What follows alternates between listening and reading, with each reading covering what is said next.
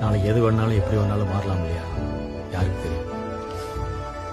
எனக்கு தெரியும் சார்.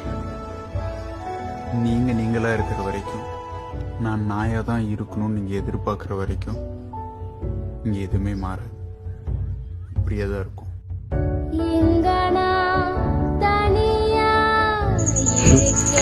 இந்த உலகத்துல ஜாதியும் ஜாதகமும் மட்டும் இல்லாம இருந்திருந்தா எவ்வளோ காதல் கலரையும் கனவாகவும் போகாம கண்டிப்பா அது காவியமாயிருக்கும்.